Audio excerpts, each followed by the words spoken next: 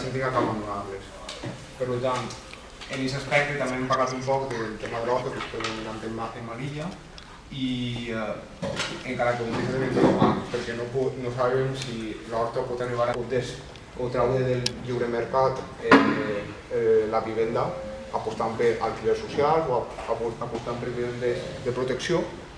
Un altre que també hem dit que és que des de les polítiques públiques es deuen d'intensificar l'autonomia dels barris, diguem-ne de les juntes de districtes, de les associacions de barri, donant-los tant recursos legals com materials.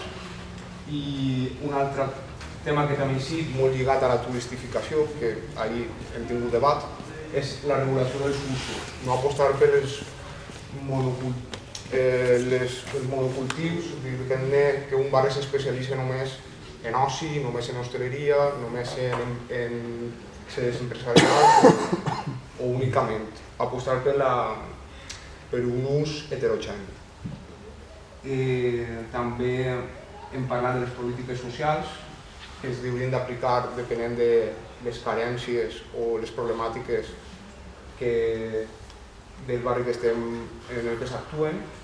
I per últim, en últim lloc, hem trobat com 3 o 4 projectes que sí que la majoria pensem que seran accés de gentrificació. Seria el Parc Central, que el que faria un augment, una plusvalia en el sòl pròxim de les vivendes,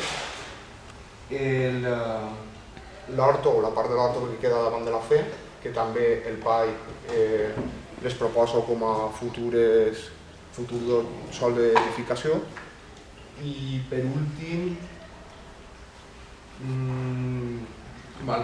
hem parlat de les oportunitats o de les possibilitats que ofereixen les zones buides o les zones diguem-ne intersticials que queden a l'espai urbà que hi ha a Manlleu.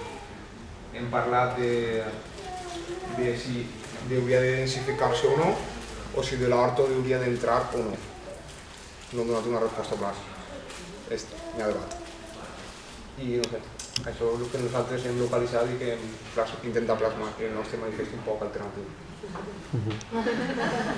I ja està. Moltes gràcies.